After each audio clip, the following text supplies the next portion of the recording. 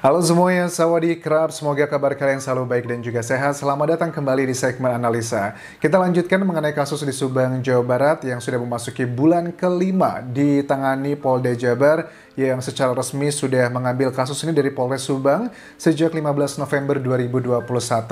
Kita akan bahas adalah mengenai kemungkinan dugaan motif dari kasus pembunuhan yang sangat sadis ini di 18 Agustus lalu, guys. Oke, analisa ini adalah kita hubungkan dengan beberapa data yang memang sudah tersebar di media massa. Kemungkinan kan kita coba akan bahasnya, sebenarnya sudah banyak sih teman-teman netizen yang sudah berkomentar di YouTube ataupun juga di Instagramku mengenai dugaan motifnya. Ya, kita tahu motifnya seperti para pakar kriminolog yang menyatakan biasanya kasus pembunuhan dilatar belakangi karena pertama adalah masalah asmara, kemudian harta, dan juga konflik sosial. Well, nggak jauh-jauh beda, ada permasalahan yang sebenarnya kalau ditelisik lebih dalam itu memang memasuki ke dalam 3 kategori tersebut. Tapi kita coba lihat data yang pertama adalah data yang sudah tersebar di media massa mengenai rekening koran dari almarhum Amel. Kita tahu bahwa kedua korban merupakan pegawai dan juga pemilik, orang yang memiliki jabatan di yayasan tempat mereka bekerja yang mereka miliki. Kemudian tim penyidik juga kan sudah beberapa bulan lalu itu meminta bukti-bukti print out buku tabungan almarhum Amel, ada 2. Sebenarnya dari situ pun kalau aku menilai kenapa kok tim penyidik membutuhkan data tersebut, itu juga salah satu pengembangan untuk mencari tahu kemungkinan mengenai motifnya. Karena kalau di awal-awal kasus ini muncul di Agustus, kemudian juga Agustus, September, Oktober, itu kan kita menguliknya adalah di masalah internalnya aja, terutama internalnya adalah di bagiannya Ibu Tuti kan ya, masalah keluarganya Bu Tuti, asmara, hubungan dengan istri kedua Pak Yosep dan sebagainya, lebih ke masalah situ. Tapi kalau sudah memasuki bulan-bulan 2 bulanan terakhir ini, itu sudah mulai dikembangkan. Setelah 2 bulan juga sebenarnya sudah mulai dikembangkan ke masalah yayasan juga. Makanya tim penyidik kalau aku menilainya juga memprint out buku tabungan tersebut karena untuk melihat apakah ada jejak-jejak yang mengarah ke motifnya. Sebenarnya ini juga menjadi pertanyaan bagi aku pribadi. Ada banyak hal memang yang tidak disampaikan ke media massa, which is good, which is fine, kita hargai itu. Tapi kan ada beberapa anomali gitu, misalnya kayak otopsi pertama itu disampaikan di media massa. Tapi kenapa otopsi kedua tidak? Kemudian yang kedua adalah mengenai buku tabungan rekening koran. Kenapa rekening koran pada saat tim penyidik akan mengambil data-data tersebut, itu juga beredar di masyarakat. Aku tahu sih ya, yang ngomong ini kan tidak hanya dari para penyidiknya aja, tapi juga dari para saksi juga kan ngomong kan, kenapa kok harus mengambil syarat ini itu, karena untuk melakukan ngeprint gitu kan ya, dari buku tabungan tersebut. Itu kan banyak yang tidak diklarifikasi, tapi menurut aku ya harusnya sih yang diklarifikasi itu adalah hal-hal yang seperti itu. Apakah ada, misalnya seandainya gini ya, kalau aku secara masyarakat umum gitu, kita kan masih berpikir ini kayaknya ada hubungan dengan yayasan Anjas ya.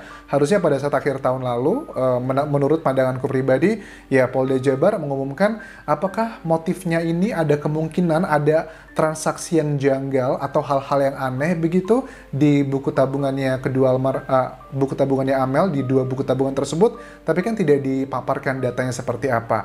Dan tidak dipaparkannya ini tentunya menimbulkan 2 asumsi. Orang yang pro dengan penyidik akan mengatakan, ya wajar aja Anjas, itu kan data sangat krusial. Oke, subjectivity, krusial, fine. Atau yang kontra nih, yang selalu mengkritik tim penyidik. Bisa aja apa jangan-jangan dari hasil print out 2 buku tabungan Amel itu memang ada transaksi yang mencurigakan, transaksi yang nilainya itu tidak masuk akal dan tidak ada pertanggungjawaban. Kenapa aku menghubungannya ke sini? Suka nggak suka ya, karena Bu Tuti dan juga Amel, mereka menjabati sebagai sekretaris dan juga bendahara di yayasan yang mereka miliki. Otomatis kan ada hubungan juga dengan pekerjaannya mereka. Ditambah lagi, lokasi kejadian tidak hanya menjadi tempat tinggal mereka, tapi juga menjadi kantor. Apakah ada hubungannya dengan yayasan? Mungkinkah ada orang-orang yang sakit hati dengan kepemimpinannya Ibu Tuti dan juga Amel. Mereka dinilainya bersih gitu kan ya. Kita tahu ya di yayasan ada dana bantuan tuh banyak sekali kan ya, apalagi di era COVID. Ada dana bantuan, itu bantuan BOS atau yang sifatnya dari pemerintah atau swasta. Ada mungkin ada beberapa data-data dana bantuan yang dinilainya tidak ada pertanggungjawaban, ada penyelewengan, ada dugaannya juga jangan-jangan ke situ anjas karena orang tersebut tidak mau terbongkar rahasianya, makanya mereka dihabisi. Ini kan isu ini nggak cuman baru muncul beberapa hari terakhir ini, tapi juga dari awal kasus ini muncul lebih banternya lagi, lebih santernya lagi, itu adalah di bulan-bulan Agustus, September lah, akhir gitu kan ya.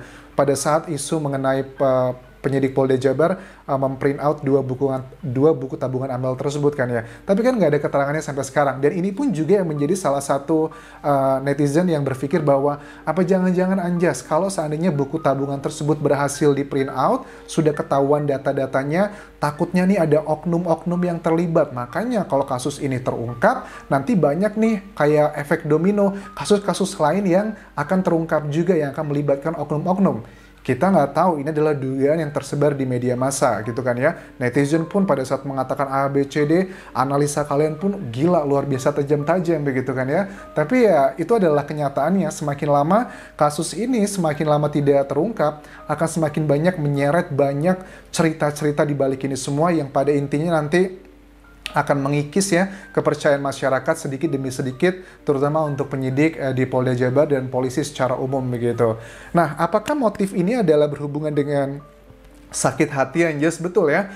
Sakit hati itu sebenarnya sangat luas banget loh kan. Kita kan tahu tuh salah satu motifnya adalah sakit hati. Tapi kita nggak tahu sakit hatinya karena apa nih. Sakit hati kan sangatlah general gitu. Sakit hati misalkan masalah asmara. Let's say ada orang yang ditolak sama Amel. Atau let's say ada orang yang mencoba melamar Amel kemudian ditolak sama ibunya. Itu adalah sakit hati yang berhubungan dengan asmara. Atau sakit hati juga yang berhubungan dengan tidak fair dalam pembagian bagi hasil pekerjaan atau usaha lainnya, atau pembagian kasih sayang, atau kasih sayang ini nggak melulu ke keluarga inti kan ya, karena kan mereka juga punya orang dekat. Nah, kita terjebak dengan keterangan yang menyatakan bahwa ada dugaan dari orang dekat. Orang dekat juga kan subjektif, kita nggak tahu orang dekat ini dekat secara emosional, dekat secara fisik, atau dekat secara hati. We never know that one. Kita harus klarifikasi dulu. Kalau sakit hati yang masalah asmara kan selama ini kita fokusnya adalah ke yang pertama antara Ibu Mimin dan juga Bu Tuti. Itu kan mereka sudah menikah, sudah belasan tahun ya, menurut aku sih agak kecil untuk masalah sakit hati ke sana, walaupun mungkin ada, tapi levelnya reaksinya sudah nggak begitu besar lah gitu kan ya. Mungkin aja ada sakit hati di yang lainnya lagi. Kita nggak tahu apakah dengan Ibu Mimin ataukah dengan yang lainnya lagi. Karena kan ini masih belum ada siapakah tersangkanya dan masih duga-dugaan yang tersebar banyak di masyarakat netizen Indonesia. Itu adalah mengenai sakit hati asmara. Terus kita juga terkecohkan ini anjas dengan tidak adanya barang-barang yang hilang. Kan ada uang ya, si Yoris mengatakan bahwa yang hilang tuh hanya 3 alat telekomunikasinya Amel. Pertama adalah HP iPhone, Samsung, sama iPad-nya. Sementara uang 30 juta yang dipakai untuk gaji guru itu tidak hilang, itu ada di sana. Bahkan ada ATM, ada juga perhiasan pun yang tidak hilang. Ini juga menjadi salah satu hal yang menjadi kontroversi. Bisa menjadi petunjuk atau malah bisa menjadi pengecoh. Oke, tapi yang bisa dikonfirmasi kemungkinan besar adalah ini memang pelakunya atau si otaknya itu memang bukanlah orang yang tiba-tiba eksekusi datang, tiba-tiba nggak ada rencana untuk menghabisi, bukan, tapi mereka sudah merencanakan kemungkinan besar. Dan kenapa ini tidak ada hubungannya, karena akan ada beberapa orang yang bilang gitu kan ya, karena rumah mereka kan di pinggir jalan anjas, siapa tahu aja mereka itu dirampok, namanya di pinggir jalan kan ya, ada orang lewat, ngelihat ada mungkin pintunya nggak terkunci, atau let's say hal-hal seperti itulah kemungkinannya, ada orang datang merampok. Nah, itu adalah kemungkinan yang sangat kecil sekali. Alasannya ya karena nggak ada barang-barang yang hilang tadi itu. Dan kemungkinan besar sih kalau kasus ini secara pribadi aku menilainya ini adalah salah satu efek dari sakit hati. Tapi sakit hati kan masih sangat general sekali. Sakit hati karena asmara kah? Sakit hati karena tidak fair dalam sesuatu hal? Atau sakit hati dari amelnya? Atau sakit hati dari ibu tutinya? Itu kan masih belum clear sama sekali.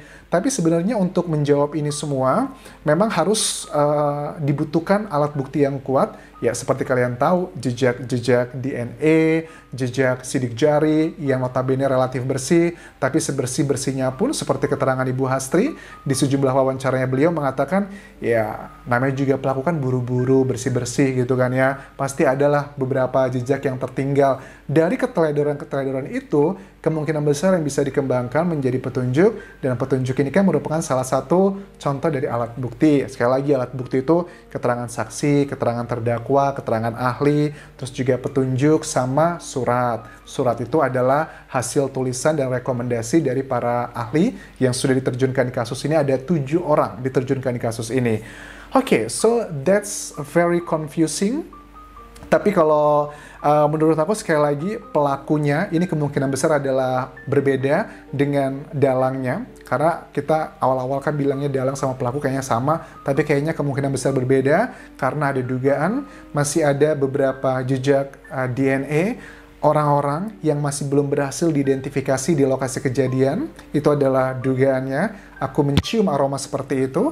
Terus juga orang yang membantu kemungkinan besar sepertinya sudah diketahui oleh tim penyidik dari Polda Jabar, tapi memang belum ada alat bukti yang kuat, tapi sudah ada arahan ke sana. Aku menciumnya di aroma pernyataan-pernyataan dari hampir 5 bulan ini. Terus juga apakah ini kombinasi antara sakit hati, antara asmara, dan juga antara kredibilitas. Kredibilitas maksudnya apa? Mungkin aja kalau seandainya nih ada orang-orang yang ngerasa bahwa di masa lampau ada bukan dosa lah ya, dosa kan urusan kita sama Tuhan ya, tapi kayak kesalahan-kesalahan hukum di masa lampau yang kalau Ibu Tuti dan juga Amel masih ada, itu bisa terungkap dan bisa berujung ke orang tersebut yang melakukan kesalahan di masa lampau, itu akan membawa mereka ke penjara, makanya mereka dihabisi. Jatuhnya juga masalah kredibilitas dipertanyakan. So, ini juga banyak sekali kemungkinannya. Aku membahas ini adalah karena pertama, data yang kita peroleh adalah tim penyidik mengambil print 2 buku tabungan Amel. Kedua, lokasi kejadian adalah tidak hanya sebagai tempat tinggal mereka, tapi juga merupakan TKP. Ketiga, tidak ada barang-barang yang hilang yang kemungkinan besarnya ini bukan orang yang tiba-tiba datang melakukan perampokan, walaupun masih ada kemungkinan adalah masalah uang, mungkin uang yang lebih besar lagi yang ingin didapatkan ada ke sana, tapi kalau untuk karakteristik yang uang sepertinya tidak karena itu lebih berhubungan dengan perampokan. So, kita lihat nanti apakah tim penyidik Polda Jabar berhasil mengumumkan siapakah para tersangkanya, siapa dalangnya, siapa pelakunya, siapa orang yang membantunya, dan siapa juga orang yang mengetahui kejadian ini.